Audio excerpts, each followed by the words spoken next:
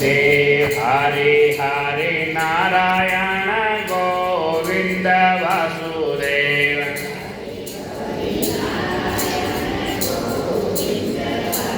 देव शिव शिव शंकर हर हर महादेव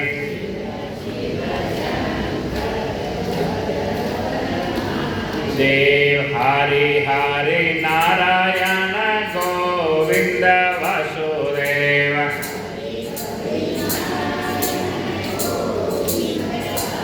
देव शिव शिव शंकर हर हर महादेव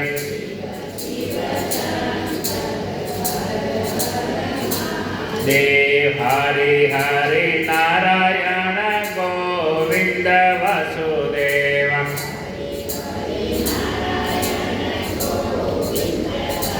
देव शिव शिव शंकर हर हर महादेव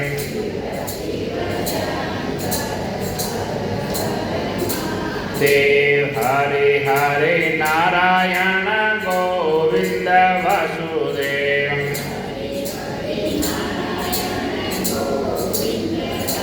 देव शिव शिव शंकर हर हर महादेव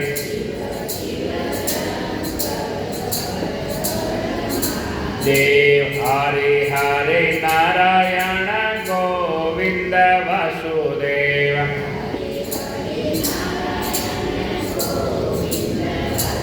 बोलिए शिव शंकर भगवान। काले आपने कथा કેટલા આવી હતી યાદ છે? બસ ભૂલી ગયા? કેટલા આવી હતી કહો?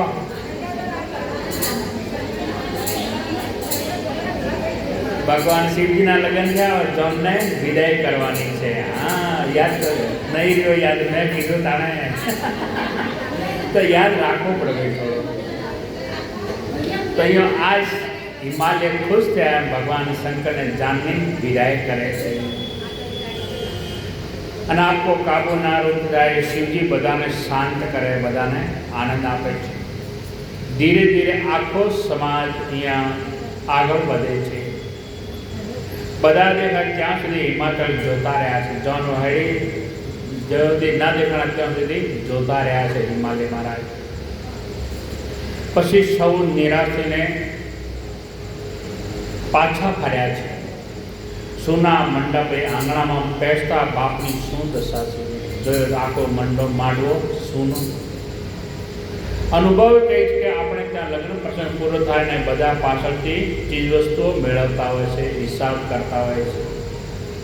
લગ્ન પતી ગયા ઘરે હિસાબ કરતા હોય ત્યારે બાપને થાય કે એક વસ્તુ ખૂટે છે, કઈ એ દીકરી અને એક ખૂટતું પાત્ર પુત્રી કહે છે।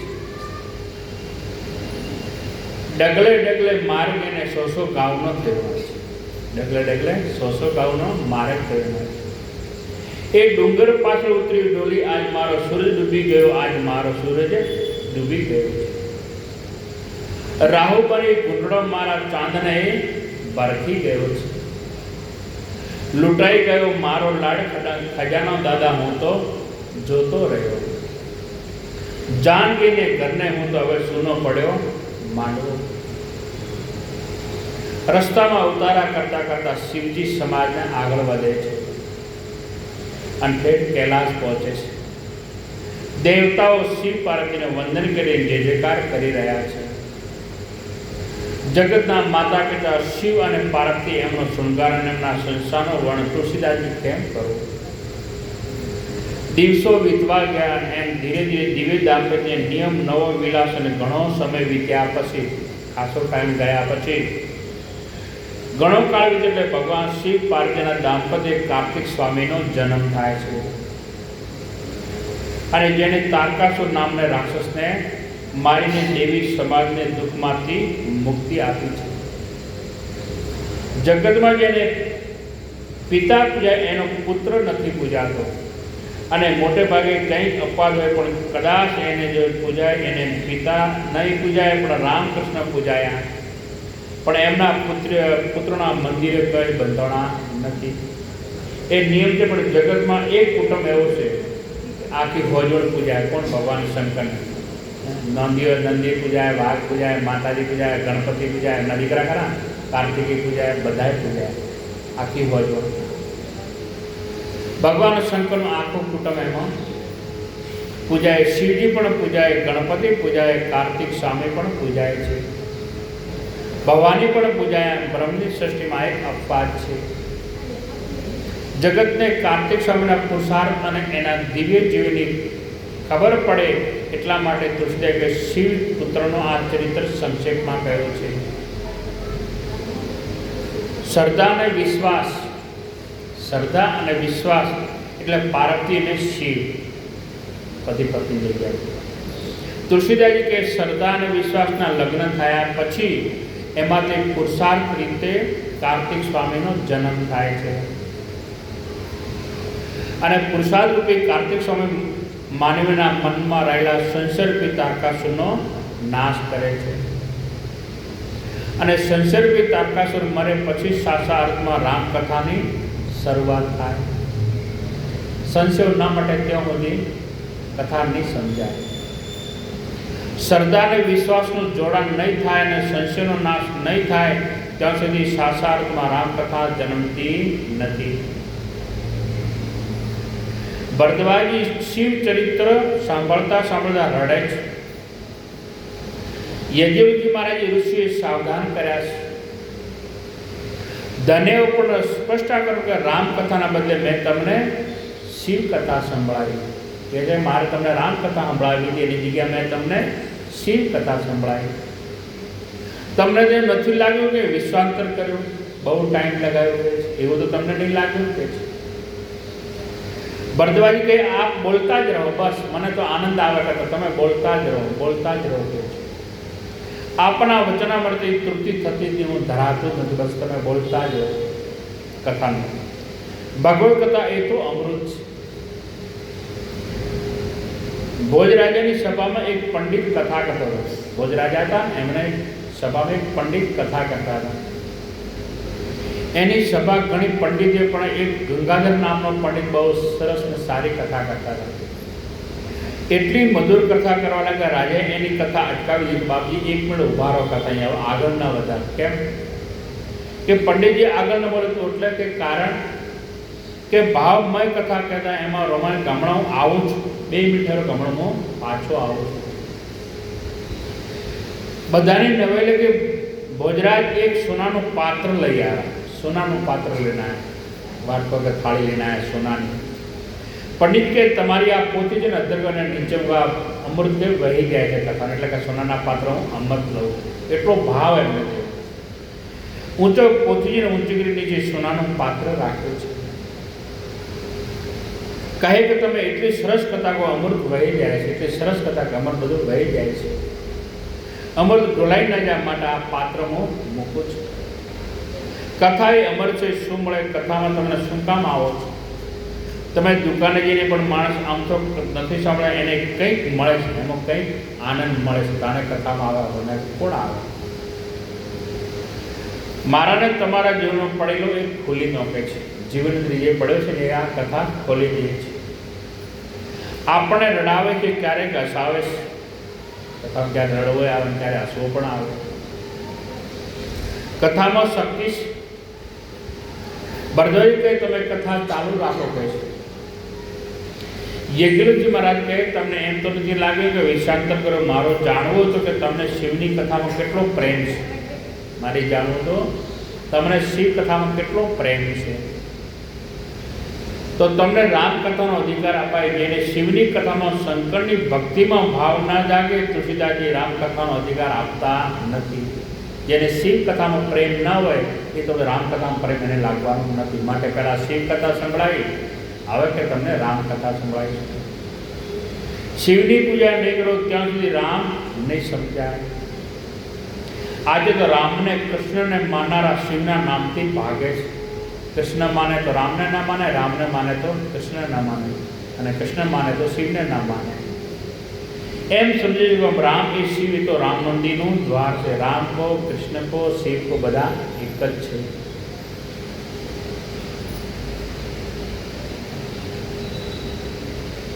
सुरदाजी एक पद लख्यो छे, यशोदाजी तो ना केवड़ा के मारा बाळकनो मोटो नहीं बताओ। यशोदाजी જ્યારે કનૈયાનો જન્મ થયો બીજા આયા શબ્દો કે હું મારા દીકરા મોટો નહીં બતાવું।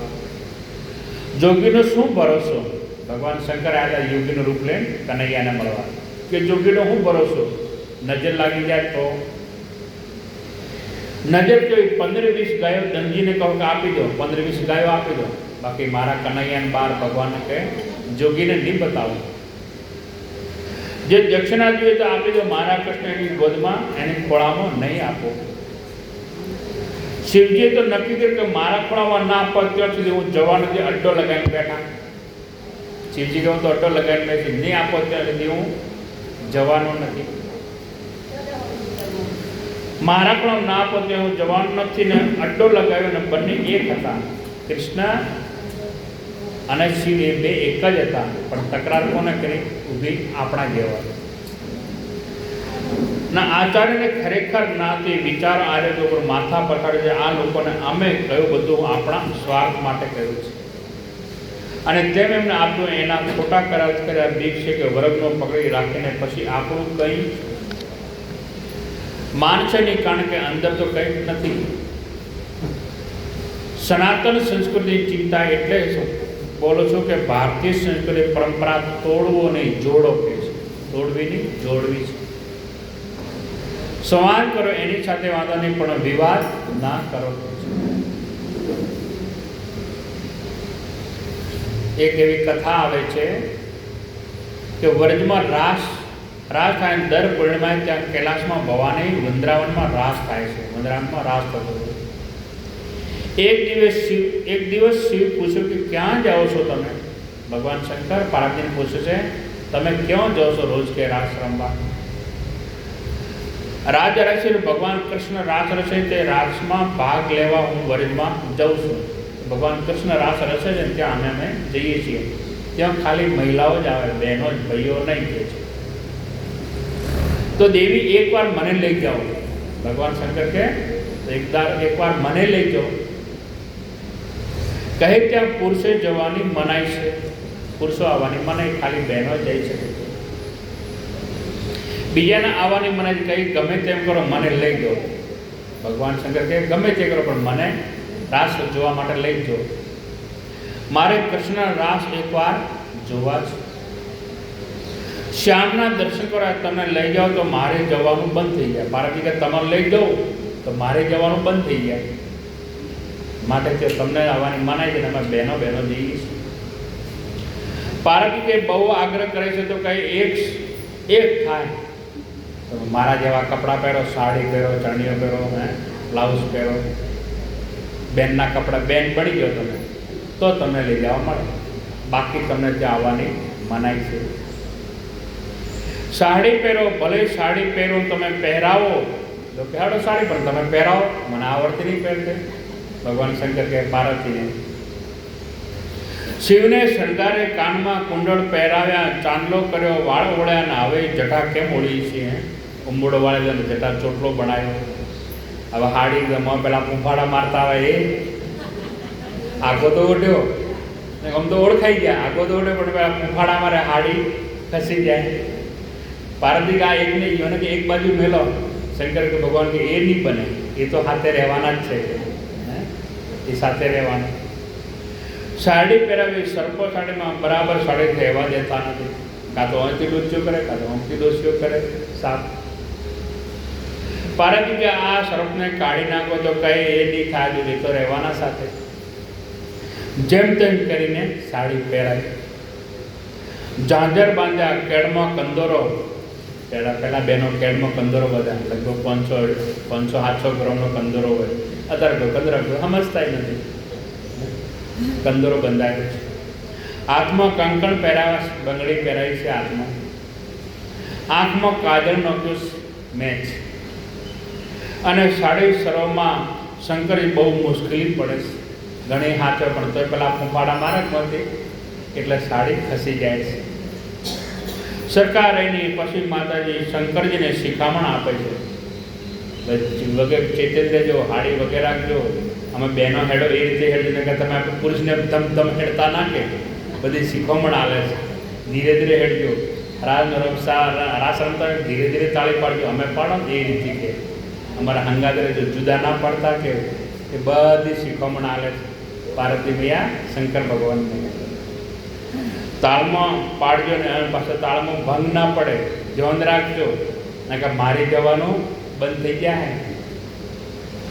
ઘૂંઘર તાણી રાખજો, ઘૂંઘર તો ખાસ તાણી રાખજો ને કે ઓળખી જાય ખુલ્લો છે તો ઘૂંઘર તો કાઢેલો રાખજો. એટલે બધા ભેગા કરતા નહીં તો ઓળખાઈ જશે. બધાને ભેગા એકલા ના કરતા, જે ગાવે એના ભેગા ભેગા અવાજ કાઢજો ને કે ખબર પડી જાય. અને સંતોને એવું મળ્યું કે ભગવાન કૃષ્ણ પાસે 3 મુરલી હતી, ગયા ભગવાન જોડે 3 મુરલી હતી, અથવા એમ કહેવાતા સ્વર હતા. એક મુરલી જ્યારે છોડતા ત્યારે જળચર સ્થળચર પશુ પક્ષી બધા લીન થઈ જતા હતા, અને એક મુરલીના સ્વરે છોડતા ત્યારે જળચર સ્થળચર પશુ પક્ષી લીન થયા, અને મુરલીના સ્વરે ગોપીઓ પણ આવતી હતી. પાગલ બનતાને ત્રીજો સ્વર કેવળ રાધા માટે હતો, એક જીવો માટે, ગોપીઓ માટે અને રાધા માટે. 3 સ્વર અલગ અલગ હતા. અંગસ્વર હતો, અને એ સ્વર જ્યારે નીકળે ત્યારે રાધા દોડતા વ્રજભૂમિમાં આવતા હતા. ભગવાન સરોવર રાસ રાજ્ય કૃષ્ણ આવી ગયા છે. બધી ગોપીઓ આવી પાર્વતી પીઠ મારા જરા ધીરે ધીરે ચાલો. બધી ગોપીઓ એમાં પાર્વતી પણ આવી કીધે ભગવાન થોડા ધીરે ધીરે હેડો, બહેનો હેડે એ રીતે. બહેનો હેડે ભાઈ થોડો ફરક તો પડે ને ચાલમાં, એ તમે એમ અમારી બહેનો જે હેડો ધીરે ધીરે કહે ધીરે ચાલો, આમ ધમધમ નહીં, ધીરે ચાલવા. ચારે બાજુ ગોપીઓ ગોઠવાઈ ગઈ. ભગવાન કૃષ્ણ મુરલી સુર છોડ્યા, રાસ શરૂ થાય એ બ્રહ્માનંદ સ્વામીને છંદમાં વર્ણન કર્યું છે. આમ રાસ શરૂ થયો, ભગવાન શંકર સાથોસાથ ફરે, ગોળ ગોળ ફરતા હતા, ગરબો રમતા હતા ને, અને પગ મળેમાં પડે નહીં.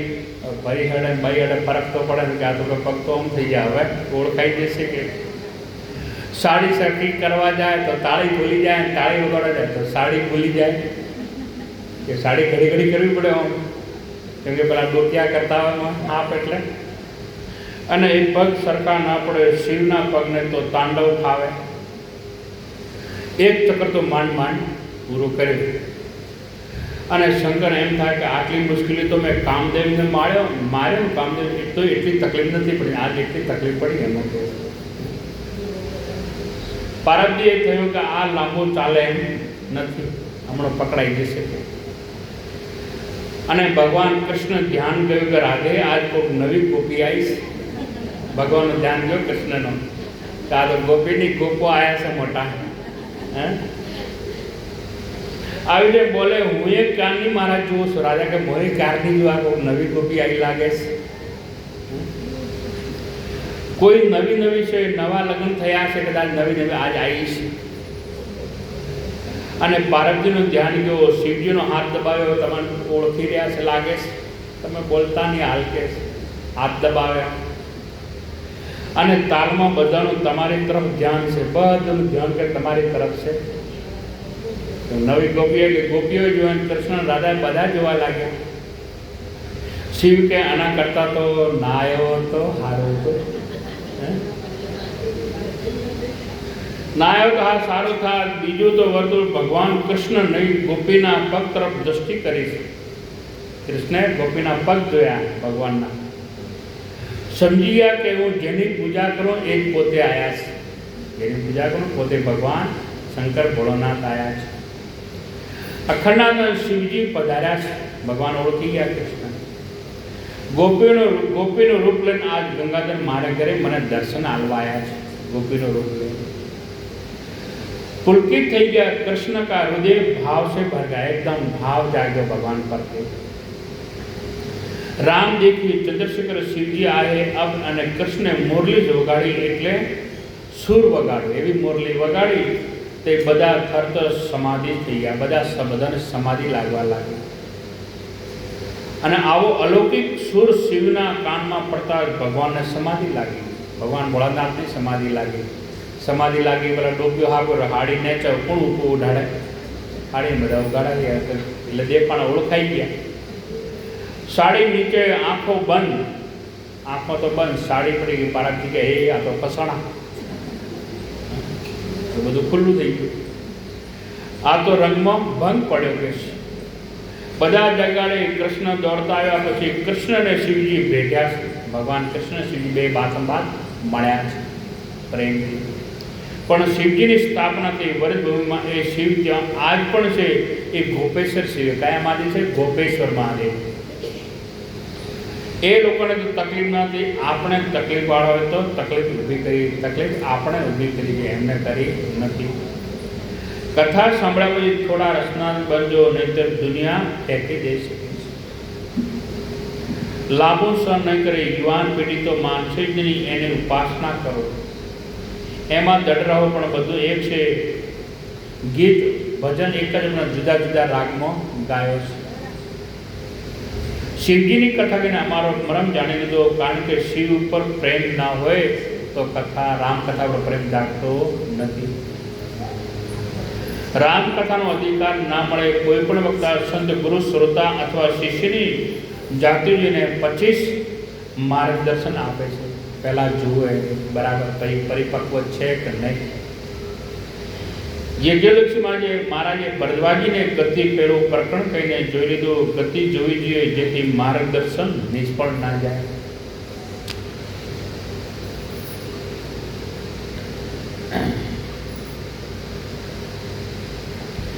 પહેલા મેં તમને કે શિવ કથા સંભળાવી છે.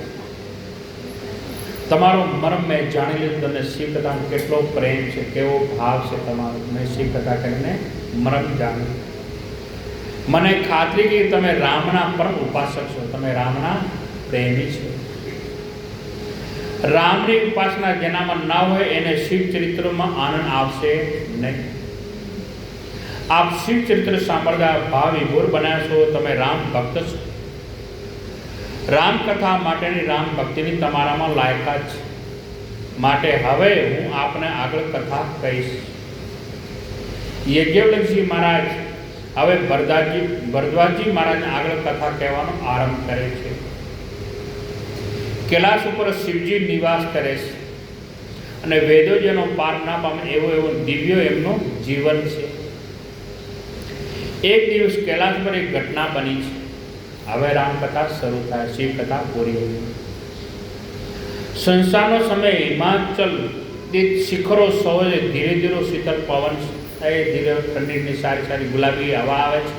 ભગવાન જો શાંતિથી બેઠા છે અને ભગવાન શિવજી મરકચમ બિછાવીને આજ બેઠા છે.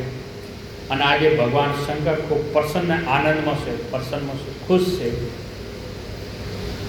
શંકરજીને જટાનો મુગટ છે, ગંગાધાર વળી રહી છે, વિશાળ નેત્રો છે, કંઠમાં વિષ ધર્યો છે, ઉજ્જવળ દેહ છે, ચહેરો ઉપર પ્રસન્નતા વ્યાપે એકદમ ખુશમાં આનંદમાં છે. ચહેરો આનંદ. કપાળ પર ત્રિકોણ ચોઈસ, ત્રિકોણ તિલક કરેલો ચંદનનો. મૃગચર્મ લપટેલો છે. મુનિના વસ્ત્રો ધારણ કર્યા છે. આસન પર બિરાજી ગંગાધર આરામથી બેઠા છે મસ્તીમાં. પ્રસન્નચિત્તે દિશા દ્રષ્ટિ કરી ત્યાં ભગવતી ભવાનીને એમ લાગ્યું કે આજ માનો ન માનો ભગવાન ખુશમાં છે, આજ આનંદમાં છે. એમને જોડે કોઈ પ્રશ્ન પૂછો એનો જવાબ સાચો મળી જશે. મારા પતિદેવ ખૂબ પ્રસન્ન છે. આજે મારા મનમાં જે અમુક વિચારો ફરે છે એ વિચારો આજ ભગવાનને હું રજૂ કરું તો પૂછવાનો યોગ્ય અવસર છે. અને તેથી પાર્વતી યોગ્ય સમય જોઈને આવે છે અને માનવીની ચોપાઈ કહે. યોગ્ય સમય જોઈને પાર્વતી શિવજી પાસે તુલસીદાસજીએ વ્યવહાર દ્રષ્ટિએ પણ એમ બતાવ્યું કે પોતાનો પતિ અતિ પ્રસન્ન હોય. આપણા ઉપર જ કીધું છે તો પ્રસન્ન હોય, રાજી ખુશી બેઠે તો વાત કરો. પર પેલા બળે જડે આવ્યો હોય ઋષિ બળેલો, પછી તમે કોઈ માગણી કરો એ પછી માગણી ના થાય, પૂરી થાય જ નહીં. ત્યારે પત્ની એને કોઈ પણ પ્રશ્ન પૂછે તો એનો પ્રત્યુત્તર બહુ સરસ મળે. પણ પેલો બિચારો થાકીને હેરાન પરેશાન થઈને આવ્યો અને તમે આવતાની વેજ ઉઘરણી કરો છો, મેળ થાય ના મળે. પછી ઝઘડો જ થાય કે ખબર નહીં પડતી. હજી આવીને બેઠો પાણી પીધું કે ચાલુ કરી દીધું, તારાવાળી વાત ચાલુ કરી દીધી કે હે તેને પ્રેમથી ભાવથી આનંદથી બેઠા તો વાત કરો તેનો કોઈ લાભ થાય. ઉઘરાણા ચાલુ કરો તો સંસાર બગડે છે. સમય જોવાનો કેવો સમય જોઈને પછી ઉઘરણી કરવી વ્યવહાર માટે ઉપયોગી છે. પારબજી યોગ્ય સમય જોયો છે. શિવજીની પાસે આવ્યા છે. યોગ્ય સમયે પારબજી શિવજી જોડે આવ્યા છે. કેટલો યોગ્ય સમય હશે? એ તો જંગલમાં રહેવાળા એમને વ્યવહારની શું કર, પણ સતત વ્યવહાર આપણને સમજાવે છે. ભગવાન શંકરે પોતાને પ્રિયને સન્માનિત તુલસીદાસજીએ પ્રિય શબ્દ, પ્રિય એટલે વહાલો, વહાલી શબ્દ વાપરે. કેટલું દિવ્ય દાંપત્ય, જંગલમાં રહેવાવાળા, શમશાનમાં રહેવાવાળા. અને ભગવાન શિવ અખંડાનંદ બ્રહ્મ છે. યોગી છે છતાં પોતાની પત્ની પધારે છે ત્યારે પુરુષે પોતાની પત્ની સાથે વ્યવહાર કેવો રાખવો જોઈએ? જો સત્કાર કર્યો તો ડાબી બાજુ પારબજીને બેસાડ્યા, ડાબી બાજુ આવો પધારો, બેસો મારી કરી. દાંપત્ય જુઓ, નહીં તો ડુંગરા પર રહે, શમશાનમાં રહે, ફરે છતાં કેટલું સુખી દાંપત્ય. આપણે બંગલામાં રહીએ તોય સુખી નથી. પેલા જંગલમાં શમશાનમાં રહે એ આનંદથી રહે, સુખમાં રહે. અને આપણે તો જાણીએ કેટલાના સુખી દાંપત્ય મોટે ભાગે બહુ અનુભવ નથી, પણ વિદેશની ભૂમિ પર દાંપત્ય બહુ મુશ્કેલ સર્જાયા છે. કારણ કે તમને બે વિચારધારા ખેંચે છે. એક બાજુ વિચારધારા, એક બાજુ ભારતીય સંસ્કાર આપે. એના એક બાજુ આટલો રાગમય જીવન, આટલો મર્યાદિત જીવન, નાસ્તો ચારે બાજુ, એમાં યુવાન ભાઈ બહેન, યુવાન બેન દીકરીઓ રહેવાના, સાથે કામ કરવાનું છે. એક બાજુ તમારામાં પડી ભારતીય સંસ્કૃતિ છે, તમને ખેંચે આ દશા છે. અને કવિ કાળ જ્યારે મુંબઈ ત્યારે એમને એક મોટો બંગલો જોયો. કવિ છે ને, એ તો પથ્થરને પૂછીને જવાબ લઈ લે. તેમને બંગલો જોયો મોટો. કઈ એમને કવિતા લખી કે ગુજરાતને એમ થયું કે આ બીજા તો કોઈ જવાબ આપતા નથી, આ બીજા કોઈ જવાબ આપતા નથી. એટલે બંગલાને પૂછ્યો કે આ તું શું સુંદર, તારી સુંદર તારી બનાવટ કેવી, તું બહુ સુંદર છે, પણ તારા રહેનારા જે જીવો છે એ બોલતા કેમ નથી? બંગલાને કહે તારે અંદર રહેનારા એ કેમ બોલતા નથી? અને કેવી રીતે જીવે છે? તું જવાબ આપ મને. બંગલાને કહે બંગલા તું જવાબ આપ.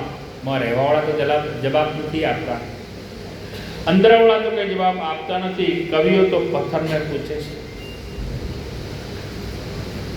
અને નદીઓને પૂછે ને જળ ચેતન બધાની સાથે વાત કરે છે. એનું નામ કવિ. જળ ચેતન બધા વાત કરે, એનું નામ કવિ. આપણી સાથે કોઈ બોલતો નથી, કારણ કુટુંબના આપણી સાથે બોલવા તૈયાર હતા નથી. એ જીવન જીવીએ છે. એટલે એમને બંગલાને પ્રશ્ન કર્યો, બંગલાને પ્રશ્ન કર્યો છે, બોલો તમે બંગલા, બોલો હૈયા કેરી હાટડી ખોલો. બોલો બંગલા તમે હૈયા કેરી હાટડી ખોલો. બંગલાને પૂછે તમારો હૈયો ખોલીને મને વાત કરો. ભાળેલો કંઈક જીવતી પાંખો પણ રુદ્રેમાં સંગ્રહી ન રાખો. જે ભાળેલો છે એમને કહો, અંદર સંગ્રહ મત રાખો. હે બંગલાઓ, તમે જે જોયું છે કહી દો, તમારા હૃદયમાં સંતાડી ન રાખો. કોણે સર્જો ને કોણ શરણાયો ને કોણ દોરી ખેંચનાર? કોણે સર્જો ને કોઈ ને એ કોણ સર્જાર, કોણે દોરી ખેંચનાર? ભાઈ એની દોરી કોણ ખેંચનાર છે? તમે ગામડામાં જોયો છે ચારું ચાકુ અને છરીને ધાર કાઢે પેલો આવે ને સંચો, એવું જોયું છે. વડીલોને ખ્યાલ આવશે કે આપણા ગામડામાં શરણિયા છોડી કે ચાકુ સજવા માટે એની પાસે એક શરણ હોય ને એની પત્ની હોય, દોરી ખેંચતી હોય ને એક જણ પેલો ધાર કાઢતો હોય છે, દાખલો આલેલો જોવા માટે. કોઈ છોકરો છોરીની દોરી ખેંચે છે, કાં તો પત્ની હોય, છોકરો ગમે એક દોરી એને ખેંચે છે. શરણાઈ ફરતી હોય ને શરણાઈઓ એના ઉપર છોડી ચાકુ દાંતડાની ધાર કાઢતો હોય છે. તલવાર કંઈ સમજાયું, એ ધાર કાઢી તેજ કરી આપે તો એક તલવાર શરણિયા સજે. એ એવી તલવાર છે કે જેનો સજ્જો કોણ એક એવી તલવાર છે તો એની દોરી કોણ ખેંચે છે અને એની ધાર કોણ કાઢે છે? કઈ તલવાર? આ જીવોના તલવાર. એની શરણાઈ કઈ? એની દોરી ખેંચનારો કોણ? જીવતા રાખીને જીવ લેતી. આ જીવતા રાખીને જીવ લેતી. અને તે કેવી હશે તલવાર? જીવતા રાખીને જીવ લે કેવી હશે તલવાર? રુધિયા કેરી મેહાનમાં, રુધિયા કેરી મેહાનમાં. આનો મેહાન શું રહે? મેહાન મોટામાં રહેતી ને ક્યારેક ક્યારેક એ બહાર નીકળી, ક્યારેક ક્યારેક એ બહાર એવું બોલે, એવું વસમું બોલે. પેલા તલવારના ઘા વાગે તો સોંધી જવાનો ઓપરેશન કરીને એનો ઘા મટી જાય, પણ જીભોનો ઘા ફલા એ દાડે મને આવું કહી ગયા હતા, આવી બાઈ બોલી ગઈ હતી, આવો ભાઈ બોલી ગયો હતો. એ આજીવન રહે. આ તલવાર કેવી છે? એ તલવારને હારી રાખવી. આપણે ઘા જેવો નહીં બોલવું, સારું બોલવું, મીઠું બોલવું, પ્રેમથી કહેવું. કોઈ વાત હોય કોમ બતાવો તો પ્રેમથી બતાવો, જબરજસ્તી ઝરકાવીને આમ તોછડાઈથી વાત ના કરવી, પ્રેમથી ભાવથી કરવી. એ વાણીની તલવાર જે હૃદયના મ્યાનમાં રહેશે, હૃદયના મ્યાનમાં. અને ક્યારેક ક્યારેક એ આપણને બહાર કાઢીએ. એ વાણીને કોને સજી છે? એની ધાર કોને કાઢી છે? કઈ એવી શરણાઈ હતી? એ ઘણાની વાણી તલવાર જેવી, ઘણી વાણી એવી હોય તલવાર જેવી.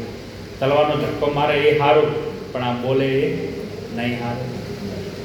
બોલી તલવાર વાગે કોઈ દિવસ એના તો પછી ટાંકા લેવા સંધાય. એ તલવારના તો ટોકાથી સંધાય, પણ આ તલવાર ટોકા સંધાતા નથી. વાણી તલવાર વાગે કોઈ દિવસ સંધાય નહીં. ઘણાને બોલતા જ ના આવડતું. ખરેખર સમાજમાં તમે જો બોલતા નથી આવડતું, એવું વસ્તુ બોલે જાણે પાણા, જાણે પથરા પડતા હોય મોઢામાં, એવું બોલે. અને ઘણા એવું બોલે જાણે મોઢામાંથી ફૂલ પડતા હોય. જીવન તો એ જ છે, મોઢો એ જ છે, પણ ભાષા બદલાઈ જાય છે. મારો કહેવાનો શું કે એ કે બંગલાના કવિએ પ્રશ્ન પૂછ્યો છે. બીજો પ્રશ્ન પૂછ્યો, ભીતર ભડકા બળતાવે ને સાથે પ્યાર દેખાડે. આમ ભડકા બળતાવે ને આમ પ્રેમ બતાવે. ઉર્મા અને આગ ભભૂકે દેખાડે આંખે પ્યાર. મોં તો હળકતા હોય અને બહારથી પ્રેમ બતાવે ખાલી. અહીં બધા દેખાડે આંખે પ્યાર, પાસે બેઠાડે પ્રેમ દેખાડે ને પછી ખેલે શિકાર. પેલા બેહાડે પ્રેમ બતાવે ને પછી શિકાર કરે. ભડકો એ એવો થતો કે તોય જીવડો જાતો, એવો ભડકો હતા પણ તોય જીવડો છૂટે નહીં. બંગલાને પૂછ્યું કે તમે કંઈ બતાવો કે જીવાય છે કેમ? તમે કેવી રીતે રહો છો? મને બતાવો ખરા, તમે જીવો છો કેવી રીતે? તમારી અંદર માણસો આ કેવી રીતે જીવે છે? કવિ બંગલાને કહે છે.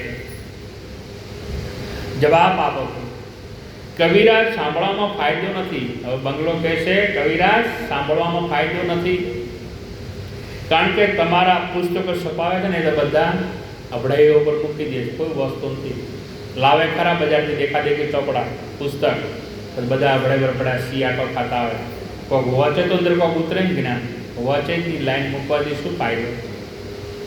બંગલા રહી એટલે આ બધી કથાઓ સાંભળવા જેવી નથી કે છતાં કવિએ કહે નહીં વાત તો કરો. તો એ કવિ ના વાત તો કરો અમને. છેવટે બંગલે કવિને જવાબ આપે છે. કા કે છેવટે બંગલો બોલ્યો કે એ સુણવામાં નથી સાર, આ બધું જાણવામાં નથી સાર. બંગલાએ જવાબ આપ્યો કે અંદર કેવું જીવાય છે એ જાણવામાં ફાયદો નથી. બંગલો બોલ્યો હું તો ઈશ્વરને પ્રાર્થના કરું છું. બંગલો કે હું તો ઈશ્વરને પ્રાર્થના કરું છું. ઈશ્વર તો કોઈને આપીશ ના બંગલાનો અવતાર. બંગલો કહે ભગવાનનો પ્રાર્થના કરો, મને બંગલાનો અવતાર ના આપીશ. એ માણસને માર્ગ જાઓ છે, મારે નાનું ઝૂંપડું બનવું છે. ઝૂંપડામાં આદર પ્રેમ ભાવ એવો ને બંગલામાં નથી હોતા. કે કવિ કે મારે બંગલો નથી થવું, ઝૂંપડું થવું છે. જે ઝૂંપડામાં આદર્શ હોય, જે ઝૂંપડામાં સંસ્કૃતિ હોય, ઝૂંપડો આવેલા અતિથિનો સત્કાર થતો હોય, જે ઝૂંપડે સાધુ સંતો બેઠા હોય, મારે એવું ઝૂંપડું થવું છે. દાંપત્ય સુધરવા જોઈએ, દાંપત્ય સુધરવા જોઈએ. દાંપત્ય સારું હોય તો ઝૂંપડો પણ બંગલો બની જાય છે. અને પતિ પત્નીમાં જો રોજ તકરાર હોય તો પછી બંગલો પણ છાપરા જેવો થઈ જાય. તકરાર હોય, રોજે રોજ ઝઘડા કરતા હોય, રોધેલો પડેલો તો ખાતાના એક ઓમ ફરી જાય ને એક ઓમ ફરી જાય, તો શું કમ ન બંગલાય? પણ પ્રેમથી ભાવથી હંપે લો બધા. શિવ અને પાર્વતીનું જીવન જો દાંપત્ય સારું હોય તો ઝૂંપડો પણ મહેલ બની જાય. પતિ પત્નીમાં જો તકરાર હોય તો પહેલો પણ ઝૂંપડાય. પતિ પત્નીને જે વેર થવાની છે એમાંથી રામાયણનો જન્મ થાય છે. આમાંથી જ રામાયણનો જન્મ થાય. ત્યારે પતિ પત્ની વાતો કરે તો બીજી રામાયણ રચાય. સારી સ્થિતિ છે નસી, પણ સ્થિતિ એ પાર્વતના ખેલ છે ભાઈ. પણ માતા પતિ પતિના જીવનમાં પ્રેમ અને આનંદનું વાતાવરણ હોવું જોઈએ. બધા પ્રેમથી ભાવથી રહેવા જોઈએ. એકબીજાને સમજીને એકબીજાના પૂરક બનીને રહે તો જીવન ધન્ય બની જશે. નહીતર તો રડવાનું તો છે. માથા પસાડવામાં આમ તો માણસ ટેવાઈ ગયેલો છે. માથા પસાડ ટેવાયેલો છે. આટલાથી તકલીફ છે, હજી જીવે છે, બધું હોય ને ભીતરથી શાંતિ ન હોય તો શું કામનું? શાંતિ ન હોય તો શું કામનું? ઝૂંપડીવાળા સાધુ લંગોટી પહેરીને બેસતા હતા પણ મસ્ત હતા. એની મસ્તીમાં તો કશું નહોતું પાણી.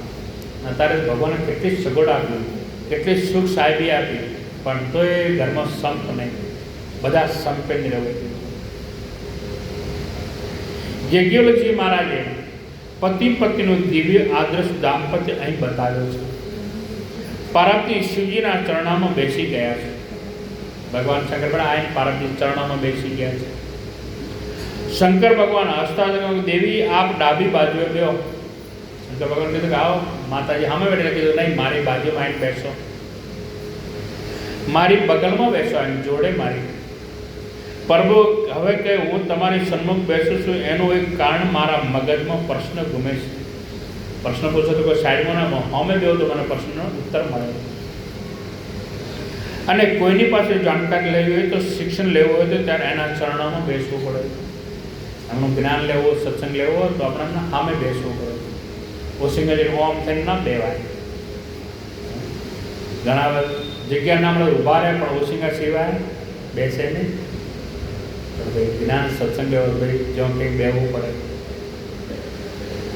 દાણો બીજ જ્યાં સુધી જમીનમાં જટાય નહીં ત્યાં સુધી એમાંથી અંકુર ના ફૂટે.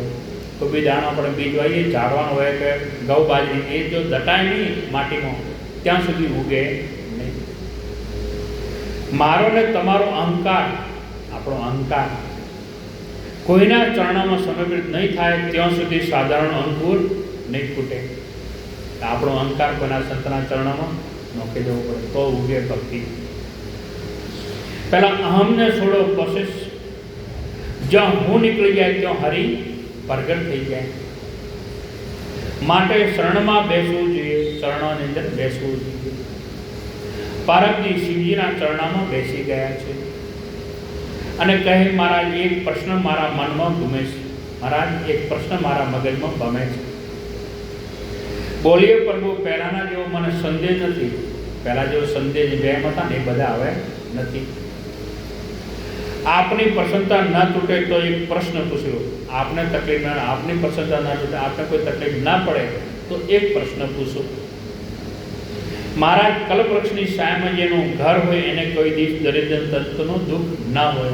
કલ્પવૃક્ષ હોય એને નીચે બેઠા એને કોઈ દુઃખ નહીં, કોઈ દુઃખ હોય જ નહીં.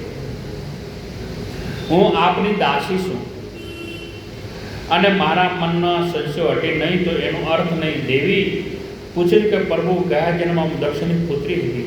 ગયા જન્મની વાત કરી, ગયા જન્મની દક્ષિણની દીકરી હતી અને આપણે બેઉ અગસ્ત્યના આશ્રમમાં ગયા હતા અને ત્યાં કથા સાંભળવા ગયા. પાછા આવતા રસ્તામાં રામ દર્શન થયા. મને રામચરિત્ર ઉપર થોડી શંકા ગઈ અને મેં સીતાજીનો વેશ લઈને રામની કસોટી કરી, પરીક્ષા લીધી છે અને એમાં હું નિષ્ફળ ગઈ. હું હારીને તમે જીત્યા.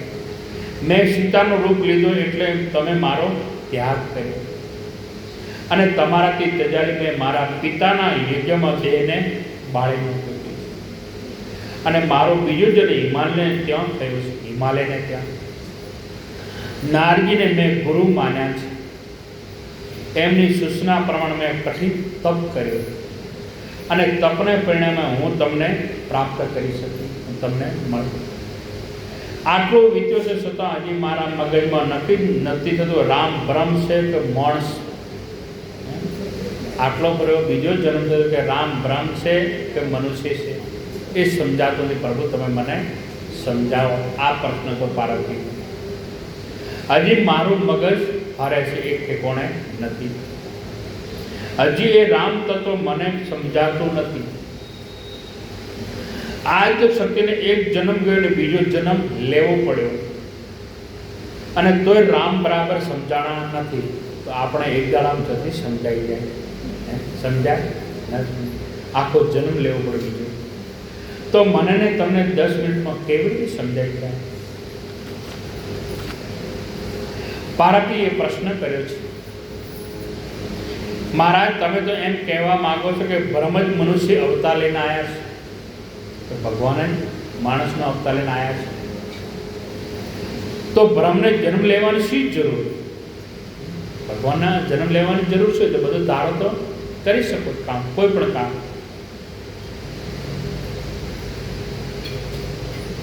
એના કારણની મને કથા કહો. એમને જન્મ કેમ લેવો પડે એનું કારણ મને કથા કહો. એમની બાળ લીલાનું વર્ણન કરો. એમના લગ્ન થયા તે મને કથા કહો. આ પાર્વતી ભગવાન શંકરને કહે છે. ભવાની પ્રશ્ન પૂછે, રામને વનમાં શું કામ જવું પડે? વનમાં કેમ જવું પડે તે કથા મને કહો. સીતાજીનું અપમાન થયું તે મને કથા કહો. હિરીચ અને વાંદરાને સાથે લઈને રામે સેતુ બાંધ્યો તે કથા મને કહો. રામેશ્વરની સ્થાપના કરી એક દિવ્ય કથા કહો. ભગવાન સામે કિનારે ગયા એ મને કથા કહો. રાવણ આદિ રાક્ષસોને મારી નાખ્યા એ પણ મને કથા કહો. પુષ્પક વિમાનમાં બેસીને રામ અયોધ્યા આવ્યા, રામ રાજ્ય સ્થાપ્યો એ કથા મને કહો. પછી કહે આપને સમય હોય, અનુકૂળતા હોય તો પ્રશ્નનો જવાબ આપજો, નહીં તો આ તમે દેવા. આપને અનુકૂળતા હોય, આપને પ્રશ્ન કોઈ તકલીફ ના પડતી હોય તો એને કે તમે આ વાત છોડી દેજો. અને પ્રશ્ન ફરજિયાતની મરજિયાત હોય તો રામજી સૌધામ કેવી રીતે ગયા એ ફરજિયાતની પણ મરજિયાત હોય તો કહેજો. અને પોતાને પ્રજાને લઈને આ કથા પણ મને કહો. ઉપરાંત મારા જ્ઞાન કોને કહેવાય? બીજી વળી પછી કે જ્ઞાન કોને કહેવાય? ભક્તિ કોને કહેવાય? વૈરાગ્ય કોને કહેવાય? ઈશ્વર અને જીવમાં તફાવત કેટલો? જીવ અને ઈશ્વરમાં તફાવત કેટલો?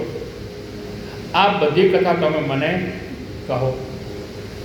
અને પૂછવામાં પાર્વતી કેટલા હોશિયાર.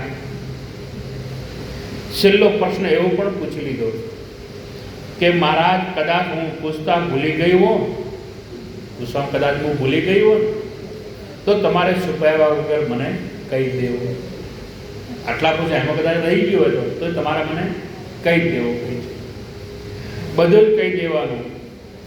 અને મહારાજ નારી અનર્ધારી ગણાય પણ હું મન વચન અને કર્મથી તમારી દાસી છું, દાસ છું તમારી. અને સંત પુરુષો ગુઢ તત્વને ખુલ્લું કરે છે. જ્યારે જિજ્ઞાસુ અધિકારી એને પ્રાપ્ત થાય છે, મારો અધિકાર સફળ થયો હોય તો મેં પૂછ્યો એટલા જવાબ મને આપજો. ભગવાન શંકર પ્રશ્ન સાંભળીને હાસ્યા છે. એકદમ ભગવાન ખુશ થયા છે પ્રશ્નો સાંભળીને. દેવી તમે તો પૂછવામાં જ આખી રામકથા મને કઈ સંભળાવી. ખાલી પૂછવામાં જ બધી રામકથા સંભળાવી દીધી છે. તમને બધી ખબર છે રામકથાની. આખી રામાયણની કથા મને સંભળાવી દીધી. તમને આખા રામાયણમાં કથાની ખબર છે તો તમે પૂછો મને બધી ખબર છે. શિવજીના હૃદયમાં રામચરિત્ર ઉછાળા મારવા માંડ્યું છે. ભગવાન પણ આનંદમાં આવ્યા છે. શરીર પુલકિત થવા માંડ્યું. નેત્રો જળ આવી ગયા. ભગવાન શંકર પાર્વતીને ધર્મપત્ની પરમાત્માની કથા પૂછી છે એટલે પ્રસન્ન થયા. ભગવાનની કથા મળી પૂછી એટલે ભગવાન ખુશ થયા. સારું કે તમે સાંભળવા તૈયાર, તો હું સંભળાવવા પણ તૈયાર છું. રામને યાદ કરતા શિવજીને શ્રેષ્ઠ સમાધિનો ભાવ છે. ભગવાનને યાદ કર્યા એવી ભગવાન શિવને થોડીક સમાધિ લાગી ગઈ છે. 2 ક્ષણ માટે સમાધિ લાગી. માટે ભગવાન શંકર ધ્યાનસ્થ થઈ ગયા. કથા કહેવા માટે પોતાના મનને પ્રાણે બહાર કાઢ્યો છે. અને શરૂઆત કરી દેવી મારે આપણને એટલું જ કહેવાનું છે, સતી જેને જીવે જાણીતી એટલે ખોટું સાચું લાગે છે, જો જાણો નહીં ત્યાંથી ખોટું સાચું દેખાય છે. જેમ દોરડો અંધારામાં પડ્યો હોય તો આપણને શું લાગે? કાં તો સાપ હોય, દોરડો અંધાર કાં તો સાપ હોય, પણ જ્યારે લાઈટ અજવાળો કરે તો આ તો કે દોરડો હતો. આપણે શું સમજતા હતા કે સાપ છે. સરળ, કારણ કે પ્રકાશ નથી મળ્યો. પ્રકાશ મળે તો ખબર પડી જાય કે સાપ છે કે દોરડું છે. જેણે જાણ્યા પછી જગતની આ ભ્રાંતિ તૂટી જાય છે. જેમ જાગ્યા પછી સપનામાં ભ્રમ તૂટી જાય છે, એવું જ આ એક તત્વ છે. જેને જાણ્યા પછી જગતની તમામ પ્રાપ્તિઓનો અંત આવે છે. એવા બલરામજીનો ભગવાન શંકરજીને મનોહર પ્રણામ કર્યા છે. પરમાત્મા રામને પ્રણામ કર્યા અને તુલસીદાસજી મુક્તિ સન્માન કર્યું છે. મંગળના ભવનમાં અમંગળના નાશ કરનારા દશરથજીના આંગણામાં વિહાર કરનાર રામભદ્ર અમારા ઉપર દ્રવીભૂત થાઓ, એટલી પ્રાર્થના કરી ભગવાનને પ્રણામ કરીને ભગવાન શંકરના અમૃત સમાન વાણી બોલવા લાગ્યા છે. હે હિમાચલ પુત્રી, તમે ધન્ય હો, મારે આપને શું કહેવું? તમે તો ધન્ય છો. શ્રી રામ જય રામ જય જય રામ, રામ શ્રી રામ જય રામ જય જય રામ, રામ શ્રી રામ જય રામ જય જય રામ, રામ શ્રી રામ જય રામ જય જય રામ, રામ શ્રી રામ જય રામ જય જય રામ, રામ શ્રી રામ જય રામ જય જય રામ, રામ શ્રી રામ જય રામ જય જય રામ, રામ શ્રી રામ જય રામ જય જય રામ, બોલીએ રામચંદ્ર ભગવાન કી. અહીંયા સમસ્ત લોકને પાવન કરનારી ગંગા સમાન ભગવાન રામની કથા આપે મને પૂછી છે. ભગવાન શંકર પાર્વતીને હવે કથા સંભળાવે છે. દેવી આપે ભાગવત કથા પૂછી છે, માટે આપ ખૂબ ધન્ય છે. બહુ ધન્યવાદ છે તમને. આ પરોપકારી છો. તમારા મનમાં હવે કોઈ સંદેહ ભ્રમ નથી. તમે તો જિજ્ઞાસી છો. પ્રશ્ન પૂછે જેવી ભગવત કથા તો માનવીને ધન્ય બનાવે છે. પાર્વતી, મારે એટલું કહેવાનું જોઈએ કે જેને પોતાના કાનથી ભગવત કથા નથી સાંભળી, શિવ કહે એના કાન નથી તો સર્પને રહેવાના દોર છે. જે કાનથી ભગવાનની કથા નહીં સાંભળી, કીર્તન ભજન સત્સંગ નહીં સાંભળે, કોણ નથી પણ દર છે. જેને નેત્રોથી ભગવાનના સંતોના દર્શન નથી કર્યા એ ઓખો કોઈ કોમની નહીં. એના નેત્રોથી પણ મોરના પીછાની છાપા જેવા છે. ભગવાનના સંતના દર્શન નહીં કર્યા. એ જીભ નથી જે હરિનું સ્મરણ ના કર્યું. આ જીભ જ કોઈ જો ભગવાનનું નામ ના લીધો હોય, જીભ શું કામ? એ દેડકાની જીભ સમાન છે, દેડકા જેવી છે. ના લીધો હોય તો ભગવાનનું નામ, ભગવાન નામ લો તો જીભ કહેવાય. એ છાતીની જે હરિચરિત્રમાં પીગળતી નથી. એ છાતી વડે કરતા કટોને એ મસ્તક જે કોઈ સંતના કોઈ ગુરુના કોઈ ભગવાનના ચરણમ નમે ના હોય એ મસ્તક ના કહેવાય, તુંબડો કહેવાય. નમે હોય તો મસ્તક કહેવાય. તુંબડામાં ને ગુરુ અને સંતના ચરણમાં નમતો નથી. આમ કે ભગવાન શંકર પરમાત્માનું સ્મરણ કરીને ક્લાસમાં કથાનો આરંભ કરે છે.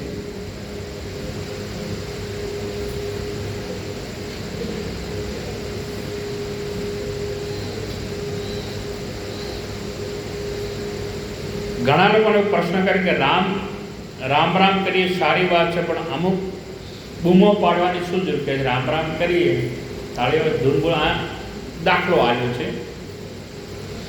પણ એ દાખલો આપણે 2 દાડા પહેલા આવેલો છે, એટલે દાખલાને આપણે જતો કરીએ.